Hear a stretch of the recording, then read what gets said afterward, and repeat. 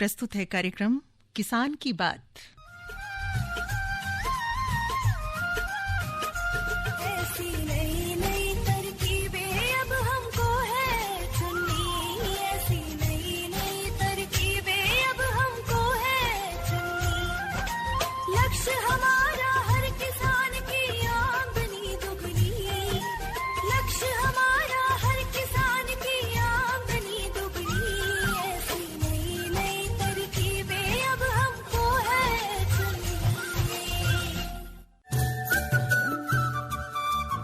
इस कार्यक्रम के प्रायोजक है कृषि एवं किसान कल्याण मंत्रालय, भारत सरकार।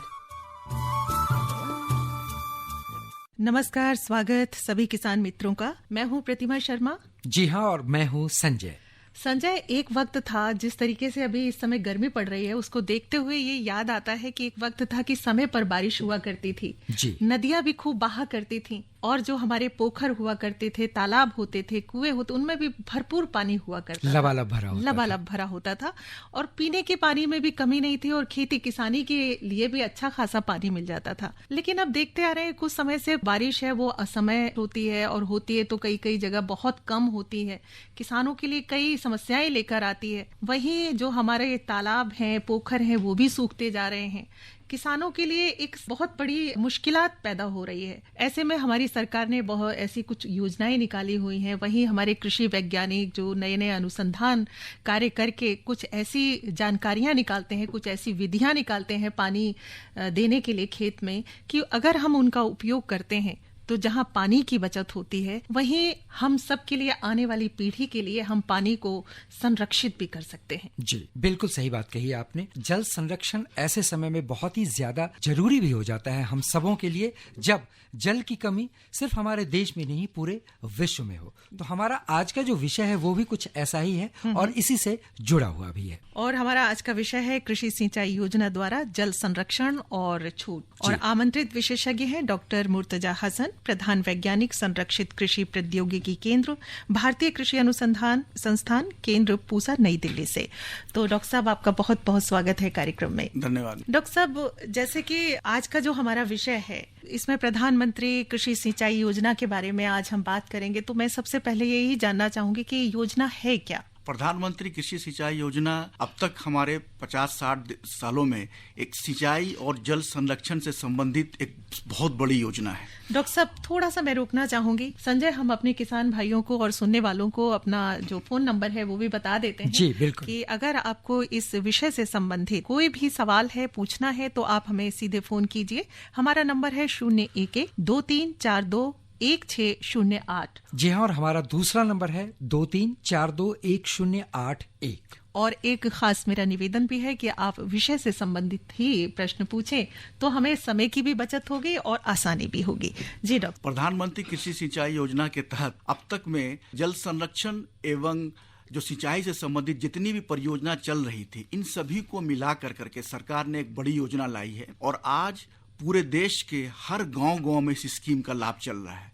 जो इस स्कीम के दो मुख्य कारक हैं, मुख्य प्रिंसिपल है, वो है कि खेत का पानी खेत में रहे और प्रति बूंद अधिक उत्पादन, बूंद बूंद से कैसे जमा करना है और उसका अधिक से अधिक फसल उत्पादन में उसका उपयोग करना है। तो इन सभी लक्ष्य को रखते हुए सरकार ने बहुत सारी स्कीम्स बनाई है। सबसे पहला फोकस जो है वो जल संरक्षण पर है, क्योंकि सिंचाई के लिए सबसे उपयोगी चीज है जल। जल को किस तरह से संरक्षित किया जाए, उसको जमा किया जाए और उसका उपयोग दक्षता पूर्वक आधुनिक सिंचाई प्रणाली द्वारा किया जाए, इन सभी बातों का मुख्य फोकस प्रधानमंत्री कृषि सिंचाई योजना में है। जी डॉक्टर साहब, एक कॉलर हमारे साथ जुड़ रहे हैं, उनसे बात करते हैं। हेलो जी, नमस्कार मैम। जी नमस्कार, नाम बताएं अपना। जी, मैं लखनऊ से राजा बात कर रहा हूँ। हाँ राजा, स्वागत है कार्यक्रम में, आप अपना सवाल पूछें। सर, जैसे अभी प्रधानमंत्री कृषि योजना के बारे में हम लोगों को जानकारी अब दे रहे हैं, इसमें खास करके जो ग्रामीण क्षेत्र में किसान आते हैं तो उनके लिए मतलब खास क्या दिया गया है कि जैसे उनको पानी की आवश्यकता ज्यादा होती है और खेतों में बिना पानी के हम लोग जो है कोई फसल पैदा भी नहीं कर सकते, तो इसके लिए कोई खास मतलब ग्रामीण क्षेत्र के लिए दिया गया है प्रधानमंत्री कृषि योजना में? आप जिस जिला में भी हैं, जिस गांव में भी, हर जिला में एक जिला उद्यानिक अधिकारी होते हैं आप जिला उद्यानिक अधिकारी के पास संपर्क करें और जो दो मुख्य चीज में आपको मदद मिलेगी, एक मिलेगी सबसे पहले वर्षा जल संचयन के लिए जो तालाब है, चाहे वो आप अगर नया तालाब बनाना चाहते हो या आपके पास जो तालाब है उसका कुछ नवीनीकरण करना चाहते हो, उन दोनों के लिए। दूसरी मुख्य चीज है फसल के लिए आजकल आधुनिक सिंचाई प्रणाली, जैसे ड्रिप सिंचाई है, फव्वारा सिंचाई है। इसके बारे में पूरी जानकारी, क्या क्या सरकार की स्कीमें हैं, ये सब सभी चीजों का मदद आपको मिलेगी। तो आपका काम यह है कि आप सबसे पहले जिला उद्यानिक अधिकारी के पास जाइए और संपर्क कीजिए। ये दो मुख्य चीज पर जरूर आपको मदद मिलेगी और आपको ये सभी, आपको जो जल से संबंधित जो भी चीज आपको चाहिए फसल से, वो आपको उसमें मदद मिलेगी। डॉक्टर साहब, अभी आपने बात की आधुनिक सिंचाई प्रणाली।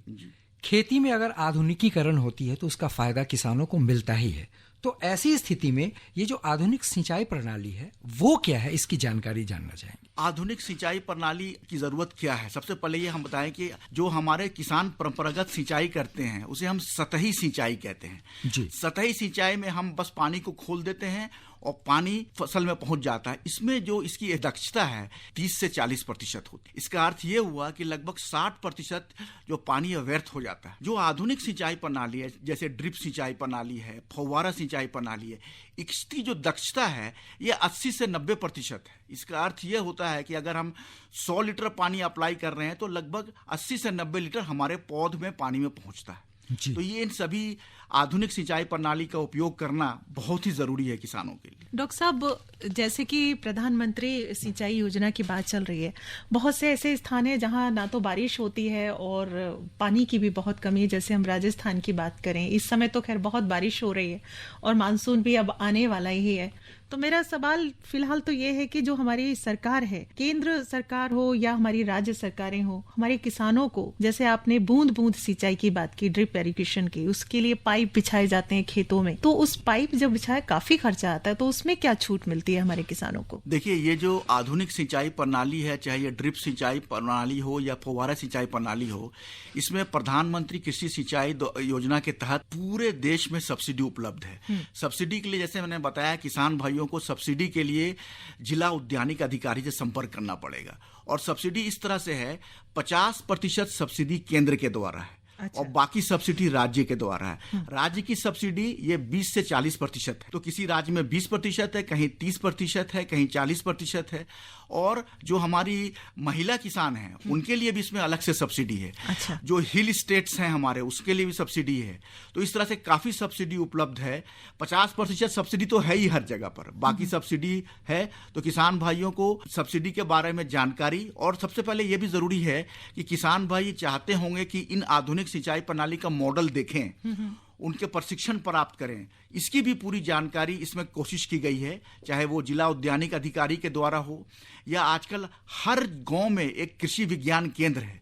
कृषि विज्ञान केंद्र में फिर राज्य सरकार, केंद्र सरकार की इंस्टीट्यूशन है। किसान भाई कहीं भी जाकर के इन सभी मॉडल्स को सबसे पहले वो देखें। इसमें तरह तरह की पाइप होती हैं, वॉल्व्स होता है, किस क्रॉप के लिए लगाया जाए, कैसे लगाया जाए, तो पहले इसकी जानकारी प्राप्त करना बहुत जरूरी है। प्रधानमंत्री कृषि सिंचाई योजना और सरकार की जितने भी संस्थाएं हैं, इसमें सभी इस तरह की जानकारी है।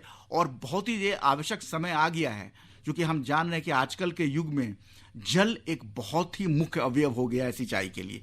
तो किसान भाई और जो भी मेरे उद्यमी हैं, उनसे मेरी गुजारिश है कि वो इस योजना का पूरी जानकारी लें, आधुनिक सिंचाई प्रणाली को अडॉप्ट करें, और ये इससे पूरे देश के लिए अच्छा होगा। प्रशिक्षण जो है वो हम कहाँ से लेंगे? कोई भी अगर प्रशिक्षण लेना चाहे तो कहाँ जाएंगे? देखिए, प्रधानमंत्री कृषि योजना के तहत जो एक तरफ तो सारी प्रोजेक्ट है, दूसरी तरफ इसी योजना के तहत किसान भाइयों को तरह तरह से भ्रमण कराया जाता है। उनको अच्छे से संस्थान में ले जाकर के उनको दिखलाया जाता है, उनको प्रशिक्षण दी जाती है। एक तो ये तरीका है। दूसरा तरीका है, किसान भाई हमारे हर गांव में कृषि विज्ञान केंद्र है, वो वहां जा करके इससे संबंधित सारी जानकारी प्राप्त करें। उनको मॉडल दिखलाया जाएगा। डॉक्टर साहब, एक कॉलर हमारे साथ जुड़ गए हैं। हेलो। हेलो। हाँ जी, स्वागत है किसान की बात कार्यक्रम में। धन्यवाद मैम जी, आप अपना नाम बताएं और अपना प्रश्न पूछें। आशीष कुमार बात कर रहा हूँ मेरठ से। अच्छा, आशीष कुमार मेरठ से बात कर रहे हैं। जी आशीष जी, पूछिए सवाल। ये जो फव्वारा सिंचाई के बारे में सर बता रहे हैं, इसके विषय में जरा बताएं। फव्वारा सिंचाई किस तरह से हम लोग मतलब अपने खेतों में इसका लगवा सकते हैं? आशीष जी, फव्वारा सिंचाई प्रणाली को स्प्रिंकलर सिंचाई प्रणाली कहा जाता है। और खास कर करके जितने भी आपके उद्यानिक फसलें हैं, चाहे वो आपकी फल हो, फूल हो, सब्जी हो, पत्तेदार सब्जियों वाली है, इसमें यह पद्धति बहुत ही कारगर है।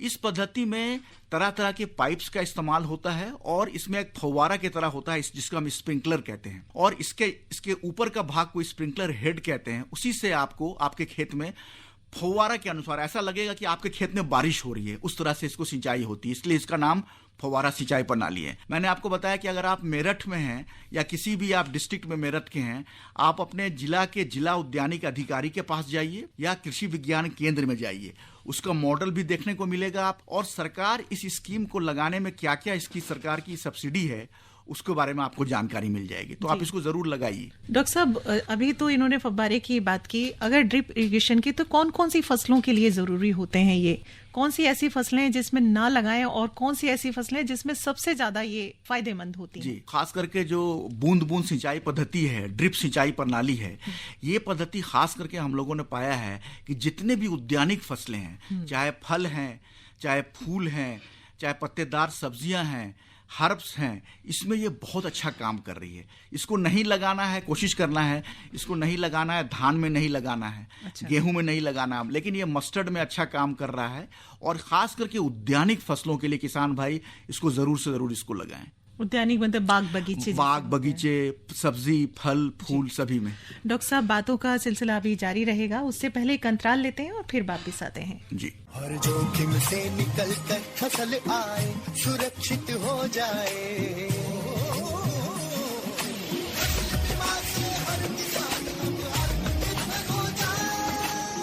संकट के समय प्रधानमंत्री फसल बीमा योजना किसानों के लिए वरदान है। अब सूखा पड़े या बाढ़ आ जाए कोई डर नहीं, अब ओले पड़े या कीट पतंगे फसल खा जाए कोई फिक्र नहीं, क्योंकि हमने लिया है प्रधानमंत्री फसल बीमा। बुआई से फसल कटाई तक हर जोखिम का दावा, न्यूनतम प्रीमियम पर अधिकतम भुगतान का वादा। योजना से हर साल जुड़ रहे हैं 5 करोड़ से ज्यादा किसान। अब आपकी है बारी। नजदीकी कृषि कार्यालय, सहकारी समिति, बैंक शाखा, अधिकृत बीमा कंपनी या जन सेवा केंद्र में स्वेच्छा से करा सकते हैं पंजीकरण। फसल बीमा पोर्टल या फसल बीमा ऐप द्वारा भी कराया जा सकता है पंजीकरण। प्रधानमंत्री फसल बीमा योजना, आपकी फसलों का संपूर्ण सुरक्षा कवच, कृषि एवं किसान कल्याण मंत्रालय। संजय, बहुत से हमारे किसान ऐसे भी हैं जो फसल उगाते हैं और बहुत से ऐसे हैं जो जॉब में रहते हैं, जॉब के बाद जब रिटायरमेंट ले लेते हैं उसके बाद खेती बाड़ी करते हैं, लेकिन बहुत अच्छे उनको एक्सपीरियंसेस होते हैं। तो हमारे साथ एक ऐसे ही किसान भाई हैं, किसान मित्र हैं जो खेती कर रहे हैं और अपना किस तरीके का उनका एक्सपीरियंस है वो बांटना चाह रहे हैं। आइए सुनते हैं उनकी बात। जी, मैं अजय सिंह गहलोत हूँ। रिटायर होने के बाद हमारा एक फार्म है गजरोला में, अमरोहा डिस्ट्रिक्ट, वेस्टर्न यूपी में। तो वहाँ पे मैं अब खेती बाड़ी का काम देख रहा हूँ। मैं एक्चुअली जब इफ्को में थे तो हमारा किसानों से काफी कांटेक्ट रहता था। फर्टिलाइजर जैसे हम सेल करते थे तो प्रमोशनल प्रोग्राम किसानों के लिए करते थे, farmers meeting, technical know how किसानों को देना, हमारा ये काम था इफ्को में। उसके बाद हमने सोचा काफी इस बारे में काफी वो किसानों के साथ टच में रहे हैं तो अपनी खेती करके देखा जाए। मैंने काफी वेजिटेबल भी उगाई है। अभी पीछे जो मैंने लास्ट क्रॉप करी थी वो शिमला मिर्च और बीन्स की करी थी। तो शिमला मिर्च में कुछ बीमारी लगने की वजह से वो मुझे खत्म करनी पड़ी, तो उसके बाद मैंने उसमें धान लगा दिया था गर्मी। और उसके साथ अभी मैंने 3-4 वेजिटेबल भी लगा रखी हैं। 1 एकड़ में भिंडी लगा रखी है और स्वीट कॉर्न लगा रखी है 1 एकड़ में। 1 एकड़ में गवार और 1 एकड़ में लोबिया। ये वेजिटेबल फिलहाल मेरी चल रही है। सबसे बड़ी चुनौतियां इसमें फसल में लगने वाली बीमारियों की है। बीमारी इतनी होती हैं, इतनी फंगीसाइड और इंसेक्टिसाइड डालनी पड़ती हैं, उसमें काफी कॉस्ट बढ़ जाती है और उतना वेजिटेबल में फिर मिल नहीं पाता, उसको कॉस्ट निकल नहीं पाती, बहुत मुश्किल हो जाता है उसको कॉस्ट निकलना। इसके साथ साथ हमने धान की खेती और स्वीट कॉर्न की खेती भी करी है ताकि एक बैलेंस होके चले। हाँ, इंटरक्रॉपिंग तो नहीं, इंटरक्रॉपिंग हाँ 1-2 वेजिटेबल की कर रखी है। जैसे कुछ हमने ये भिंडी लगाई थी, ऊपर इसमें थोड़ी तुरई लगा दी थी, तुरई थोड़ी ऊपर लगा दी और भिंडी नीचे लगी हुई। देखिए, किसान की खेतों की बुआई, खेतों को बहुत अच्छी तरीके से पहले तैयार किया जाए ट्रैक्टर से, और उसमें बेसल डोज जो भी रिकमेंडेड डोज है, एक बार मिट्टी के सैंपल टेस्ट करा के उसके हिसाब से उसमें बेसल डोज डालनी चाहिए। और किसान अगर ऑफ सीजन की वेजिटेबल उगाता है तो उसमें बहुत चुनौतियों का सामना करना पड़ता है। इसलिए जब तक पूरी नॉलेज ना हो तो ऑफ सीजन की सब्जियां ना करे, सीजन की सब्जियां करे तो बेहतर रहेगा। और अगर वही सब्जी हम सीजन में उगाते हैं, जैसे गोभियों का जो सीजन होता है अक्टूबर, नवंबर, दिसंबर होता है, तो उसमें बीमारियां कम होती हैं, उसमें इजीली किसान कर सकता है। बागवानी मैंने केले की खेती कर रखी है, किसान इसके बलराम किसान पाठशाला के थ्रू 1 एकड़ में मैंने केले लगाए हैं। तो उसमें भी थोड़ा हमारे लिए वो रहा प्रकोप कह लो या प्रकृति का प्रकोप या कुछ ही कह लो, उसमें जो नील गाय होती है उसने हमारी सर्दियों में काफी वो फसल खा ली, जिसकी वजह से डिले हो गया हमारा काफी केला। आपसी चर्चा के हिसाब से जैसे किसान आपस में बोते रहते हैं, या फिर जो जितने भी ये दुकान वाले होते हैं ना, इनके पास नई नई वैरायटी आती रहती है, या फिर अपने इंटरनेट पे सर्च करके अच्छी वैरायटी कौन कौन सी आ रही है उसका हम चयन करते हैं। उसके बारे में भी हम पहले जानकारी लेते हैं इंटरनेट से या किसानों से या जो ट्रेडिशनल चल रहा है उससे। जैसे अभी हमने धान की खेती करी थी, तो धान की खेती में पौध में हम सीड ट्रीटमेंट जैसे उसको जर्मिनेट करने के लिए, तो उसमें फंगीसाइड से शोधन करते हैं पहले। उसके बाद लगाने के बाद कीटनाशक, या बाद में भी उसको पौध को ट्रांसप्लांट करने से पहले उसका बीज का शोधन करते हैं, ताकि उसमें बीमारियां ना आए, जैसे झंडा रोग है, बकानी रोग है, इस टाइप के रोग आ जाते हैं। गुणवत्ता के लिए हम अच्छे बीज का चयन करते हैं, खाद पानी अच्छा प्रॉपर देते हैं, पर मार्केटिंग में हमें सबसे बड़ा चैलेंज आता है। कई बार हम जैसे सब्जियां ले जाते हैं, कई बार तो पूरी बिक जाती है सब्जी, कई बार नहीं बिकती है, बिल्कुल रेट ही नहीं मिलते हैं, किसी किसी दिन ऐसा होता है, बहुत अप डाउन्स रहते हैं। तो इस बारे में अगर गवर्नमेंट अगर कोई स्कीम लाके कुछ रेगुलेट करे मार्केटिंग को, तोड़ाई करते समय हमें देखना चाहिए कि बहुत ज्यादा ओवरेज नहीं, ज्यादा समय की सब्जी ना होगी। जैसे भिंडी है तो तीसरे दिन हमें तोड़नी है या चौथे दिन तोड़नी है, उससे ज्यादा करेंगे तो भिंडियां बड़ी हो जाती है, क्वालिटी खराब हो जाती है, बिक नहीं पाती, उसके रेट नहीं मिल पाते हैं। इसी तरह हर सब्जी का एक समय होता है, उसी समय पे अगर हम तोड़ेंगे तो ठीक है, नहीं तो उसको रेट नहीं मिल पाएंगे। हाँ, अगर प्रोसेसिंग में कोई गवर्नमेंट मदद करे तो प्रोसेसिंग बहुत हेल्प कर सकती है इस मामले में। कोई गवर्नमेंट इस तरीके की यूनिट लगा दे या किसानों के आपसी समूह बना के उनको लोन दे के उसको किसी तरीके से इस तरीके की मदद कर दे, वहाँ प्रोसेसिंग यूनिट लग जाए और उसको हम टमाटर मान लिया बहुत सस्ता हो रहा है, उस समय पे हम प्रोसेस करके उसको मार्केटिंग कर सकते हैं, या स्टोरेज की फैसिलिटी उपलब्ध हो जाए। बहुत सी सब्जी ऐसी है जिनको हम स्टोर कर सकते हैं कोल्ड स्टोरेज में। अगर वो फैसिलिटी किसान के पास हो, मान लिया उस समय पे बहुत ज्यादा प्रोडक्शन हो गया, तो उसको स्टोर करके बाद में बेचा जा सकता है हाई रेट में। जैसे इस मामले में पोटैटो के लिए तो अभी है प्राइवेट काफी बने हुए हैं गोदाम, लेकिन बाकी वेजिटेबल्स के लिए अभी कोई इस तरह के गोदाम नहीं बने हैं। गवर्नमेंट को इस बारे में बहुत इनिशिएटिव लेना चाहिए कि इसकी स्टोरेज और प्रोसेसिंग की फैसिलिटी मिल जाए तो किसानों का आमदनी बहुत बढ़ सकती है। इस बार मैंने डिसाइड किया है, अभी तो स्वीट कॉर्न लगाई है, उसके बाद मैं ये अभी कुछ 1 एकड़ में बाजरे की खेती करने वाला हूँ। जैसे गवर्नमेंट ने भी इस साल स्कीम चला रखी है मिलेट्स के बारे में, और अभी मैं देख रहा था MSP भी अभी ठीक ठाक कर दी है उसकी, 2500 रुपए अभी डिक्लेयर करी है गवर्नमेंट ने, उसमें लगा के हम सहयोग कर सकते हैं। किसान भाइयों को यही सलाह देना चाहेंगे, अधिक से अधिक थोड़ा अपने ज्ञान वर्धन करें, नॉलेज बढ़ाएं थोड़ा सा, और उसके हिसाब से जो लेटेस्ट टेक्नोलॉजी है, लेटेस्ट जो वैज्ञानिक वैरायटी निकालते हैं, दवाइयाँ निकालते हैं, उनको यूज करके प्रोडक्शन अपना उस लेवल पे लाएं कि उनको नुकसान ना। तो संजय, ये थे हमारे किसान मित्र और बहुत ही इन्होंने बढ़िया जानकारी दी, अपने एक्सपीरियंस हमें बांटे, और ये एक बहुत बड़ी बात है। जी हाँ, और उम्मीद करते हैं कि इन्होंने जो जानकारी साझा की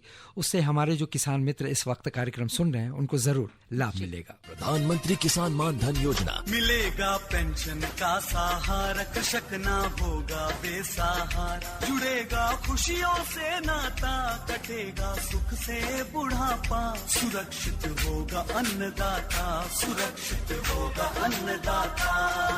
प्रधानमंत्री किसान मान धन योजना से लघु सीमांत किसानों का भविष्य होगा सुरक्षित, और 60 वर्ष की आयु से 3000 रूपए मासिक पेंशन होगी सुनिश्चित। 55 रूपए से 200 रूपए की मासिक किश्त देकर प्रवेश कर सकते हैं। 18 से 40 वर्ष तक के किसान इस अंशदायक योजना में सरकार देगी बराबर का योगदान। सभी किसान भाई बहन इस योजना के लाभ के लिए जन सेवा केंद्र में जाएं और अपना निःशुल्क नामांकन कराएं। प्रधानमंत्री किसान मान धन योजना, अन्नदाता के परिश्रम को संबल, पेंशन से सुरक्षित उनका कर। कृषि एवं किसान कल्याण मंत्रालय, भारत सरकार द्वारा जनहित में जारी। आज का जैसा कि हमारा विषय है कृषि सिंचाई योजना द्वारा जल संरक्षण और छूट, और आमंत्रित विशेषज्ञ हमारे साथ हैं डॉक्टर मुर्तजा हसन, प्रधान वैज्ञानिक, संरक्षित कृषि प्रौद्योगिकी केंद्र, भारतीय कृषि अनुसंधान संस्थान, पूसा, नई दिल्ली से। डॉक्टर साहब, जैसे कि अभी मानसून आने ही वाला है, तो उससे पहले भी हमारे किसान भाइयों की कुछ तैयारियां तो होनी ही चाहिए, तो वर्षा जल संचयन के लिए क्या क्या तैयारियां करें हमारे किसान भाई, इस बारे में क्या बताएंगे आप?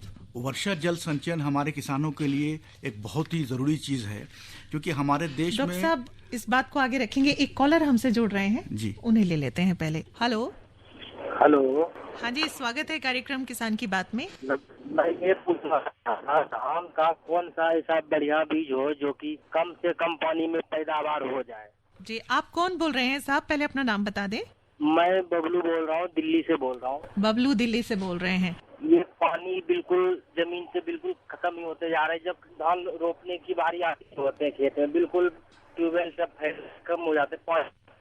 ठीक है, उपाय हो जो कि हमें सही समय पे धान की रोपाई हो सके, कौन सा बढ़िया बीज है, बस यही जानकारी दे दीजिए। ठीक है जी, धन्यवाद सवाल पूछने के लिए। जी डॉक्टर। बबलू जी, दिल्ली के आसपास भारतीय कृषि अनुसंधान संस्थान पूसा में बहुत सारी नई विकसित धान की वैरायटी है।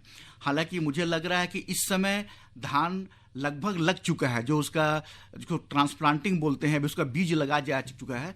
फिर भी आप भारतीय कृषि अनुसंधान संस्थान पूसा में आकर के कुछ बीज अगर मिल जाएगा तो आप ले सकते हैं। इसमें खास करके जो हमारी नई प्रजाति है 1121, उसका सब्स्टिट्यूट और भी बहुत सारी वैरायटी आ गई है। तो आपको एक बार भारतीय कृषि अनुसंधान संस्थान पूसा आना पड़ेगा, आपको कोई ना कोई जरूर बीज मिल जाएगी। आप तो डॉक्टर साहब बात कर रहे थे वर्षा जल संचयन की, तो उसके क्या क्या उपाय हैं? जी, अभी चूंकि हमारे देश में मानसून एक बहुत ही जरूरी चीज है, और मानसून अब लगभग बहुत से राज्यों में शुरू हो चुका है। तो मानसून का जो जल है ये मुख्यतः जून, जुलाई, अगस्त, सितंबर में आता है। तो यही वो समय है कि किसान भाई वर्षा जल को संचयन करें। अब वर्षा जल का संचयन वो कहाँ कर सकते हैं? पोखर में, तालाब में, और हम देख रहे हैं किस तरह से ये सब चीज धीरे धीरे खत्म हो जा रहे हैं। तो वर्षा जल संचयन के लिए जो तालाब और पोखर है, इसको बनाने के लिए सरकार की स्कीमें हैं प्रधानमंत्री कृषि सिंचाई योजना के अंतर्गत। अगर एक किसान एक छोटा सा तालाब बनाना चाहता है या कुछ किसान मिलकर सामूहिक तालाब बनाना चाहते हैं, इन दोनों चीजों पर सब्सिडी उपलब्ध है। और जैसा कि मैंने बताया है कि ये समय है कि जरूर से या तो आप तालाब बनाएं, या अगर आपके पास कोई तालाब है, उस तालाब में अगर आप उसका कुछ नवीनीकरण कर रहे हैं, उसमें स्टोरेज बढ़ाना है, उसका खरपतवार सफाई करना है, नाली बनवाना है, उसके लिए भी सरकार की स्कीमें होती हैं। तो पुराने तालाब के नवीनीकरण के लिए, नए तालाब बनाने के लिए, चाहे वो तालाब अपने स्तर पर हो या सामुदायिक स्तर पर हो, इन सभी चीजों के लिए सरकार की स्कीमें हैं। और ये जरूरी है कि ये सब काम जल्दी से जल्दी किया जाए, क्योंकि अभी आने वाले समय में बरसात लगभग शुरू हो गई है और पूरे देश में मानसून छा जाएगा। तो मानसून का जल को अच्छे से अच्छे तरीके से जमा करना है और फिर उसका इस्तेमाल आधुनिक सिंचाई प्रणाली का करना है। तो ये मॉडल किसान भाई को ज्यादा से ज्यादा कोशिश करना चाहिए कि इसको अपनाएं। डॉक्टर साहब, अगर कोई जल संरक्षण करना चाहे तो उसके लिए एक इंफ्रास्ट्रक्चर की जरूरत होती है, तो वो क्या हो सकता है? देखिए, जल संरक्षण के लिए सबसे एक जरूरी चीज होती है कि किसान भाई तालाब या पोखर बनाएं। उससे सस्ता है कि हम अगर कोई किसी तरह का बोरवेल बना दें और उसमें हम अगर बोरवेल में इस तरह से हम कुछ पाइप वगैरह का अरेंजमेंट कर देते हैं कि पानी जो आपके खेत का है या आपके घर के आसपास का है, वो पानी जो होगा वो निकास होकर के जमीन के अंदर चला जाए। देखिए, पानी का जमीन के अंदर जाना ये भी बहुत जरूरी है, क्योंकि हम जान रहे हैं कि भूजल का जो स्तर है वो धीरे धीरे खराब हो जा रहा है, भूजल का स्तर नीचे चला जा रहा है। तो जब आप ग्राउंड वाटर रिचार्ज करेंगे तो इससे इन दोनों चीज का नियंत्रण होगा। तो एक तरफ वर्षा जल संचयन करना है खास, और उसके द्वारा इंफ्रास्ट्रक्चर के द्वारा किसान भाइयों को ये चीज भी अडॉप्ट करना है कि किस तरह से वो वर्षा जल को संचयन करें, जमा करें, पानी को ग्राउंड वाटर रिचार्ज करें। तो इन सभी इंफ्रास्ट्रक्चर को किसान भाई को अपनाना चाहिए। डॉक्टर साहब, कई बार ऐसा भी देखा गया है कि हमारे किसान भाई बहन अपने खेत में सोचते हैं कि भाई बहुत ज़्यादा उत्पादन हो जाएगा, उसके लिए पानी की मात्रा ज़्यादा दे देते हैं या बहुत ज़्यादा दे देते हैं, जिससे पानी की भी वेस्टेज होती है और वहीं हमारी फसलों के लिए नुकसानदायक होती हैं। तो उनके लिए आप क्या कहना चाहेंगे, क्या उपाय हैं, कितना मात्रा में पानी देना है, इस चीज के लिए थोड़ा सा हमें बताएं। किसान भाइयों को ये बात समझना चाहिए, बहुत ही अच्छा प्रश्न आपने किया है कि हमें खेत को जब हम पानी देते हैं तो पहले हमें यह समझना चाहिए पानी जो है वो हमारे पौधों को चाहिए, पानी हमारे खेत को नहीं चाहिए। एक जरूरी बात यह है। दूसरी बात यह कि पानी का अर्थ ये नहीं होता कि पानी आपके जमीन पर दिखे, पानी आपके पौध के जड़मंडली में पहुंचना चाहिए। तो ये जो आधुनिक सिंचाई प्रणाली है, इसके द्वारा हम क्या करते हैं, बूंद बूंद पानी करके पानी पौधे के जड़मंडली में पहुंचाते हैं। और देखिए इसका साइंस क्या है, इसका विज्ञान क्या है। जो हमारी मिट्टी के कण होते हैं तो इसमें जो पार्टिकल होता है, इसमें एयर, हवा और पानी का मिश्रण सही होगा तभी पौध विकास होगा। अगर किसान भाई ज्यादा पानी दे देंगे तो एयर रिप्लेस हो जाएगा और पूरा पानी से पौध अगर हो जाएगा तो वो पौधों के लिए उपयोगी नहीं है। आपको लग रहा है बहुत ज्यादा पानी है, लेकिन पौधे के जलमंडली में मिट्टी में हवा और पानी का सही मिश्रण बनना जरूरी है। तो किसान भाई को चाहिए इसलिए कि वो पानी को ज्यादा व्यर्थ ना करें, कम से कम पानी पौधों को दें, सही समय पर सिंचाई करें और आधुनिक सिंचाई प्रणाली अडॉप्ट। डॉक्टर साहब, जल जीवन है हम सबके लिए, पीने के लिए जो पानी है वो भी बहुत कम रह गया है और खेती तो बिना पानी के संभव ही नहीं है। आप क्या हमारे किसान भाइयों के लिए या सुनने वालों को ये सुझाव देना चाहेंगे कि भाई जल को बचत करनी है, किसान भाई किस तरीके से बचत कर सकते हैं, कौन कौन से उपाय हैं और सरकार इस दिशा में क्या? देखिए, जैसे जल बहुत ही उपयोगी है तो सबसे पहले हम लोग अपने घर से ही इसका काम करें, शुरुआत करें। हम लोग घर में अगर कोशिश करें कि कहीं पर भी कोई हमारा पानी व्यर्थ ना हो, जितने भी नल है उसको हम देखें कि उसमें पानी व्यर्थ ना हो। जो हमारा आरओ का पानी है उस पानी को हम बगीचे में लगाएं, बाथरूम में इस्तेमाल करें। और हम किसान भाइयों के लिए जरूरी है कि वो आधुनिक सिंचाई प्रणाली करें। सरकार इस मामले में प्रधानमंत्री कृषि सिंचाई योजना के तहत काफी अच्छा काम कर रही है। किसान भाइयों को इसकी जानकारी उपलब्ध होनी चाहिए और उसका उपयोग करके वो इसका इस्तेमाल करें। डॉक्टर साहब, कुछ जो राज्य हैं इस तरीके के हैं जहां पानी नहीं है तो वहां नहरों का भी मतलब खुदाई और उस तरीके के बनाए जा रहे हैं, इसमें भी सरकार अपना योगदान दे रही हो? जी, आजकल बहुत सारी स्कीमें चल रही है जिसमें कि जितने भी नहरें हैं, जितने भी तालाब हैं, उनको कैसे उसका नवीनीकरण किया जाए, उनको मिलाया जाए। और जैसे जैसे हम देख रहे हैं कि आपने बताया था शुरू में कि तालाब और पोखर खत्म होते जा रहे हैं, उसको कैसे रिवाइव किया जाए कि ये तालाब और पोखर हमारी संस्कृति से जुटी हुई है। देखिए हम है तो इसलिए जरूरी है कि इस स्कीम को ये किया जाए। डॉक्टर साहब, आपने आज पानी और किसानी खेती को लेकर बहुत अच्छी जानकारी दी। प्रधानमंत्री कृषि सिंचाई योजना के बारे में बहुत सारी जानकारियां किसानों तक पहुंचाई। और संजय, समय हमारा यहीं खत्म हो रहा है तो हम डॉक्टर साहब का बहुत बहुत धन्यवाद करते हैं कि आप आए हमारे स्टूडियो में और ये जानकारी। धन्यवाद जी, बहुत बहुत धन्यवाद। और अब मैं प्रतिमा शर्मा और मैं संजय जी और इस कार्यक्रम के संयोजक शिवनंदन लाल जी के साथ विदा लेते हैं। इस कार्यक्रम के प्रायोजक थे कृषि एवं किसान कल्याण मंत्रालय, भारत सरकार।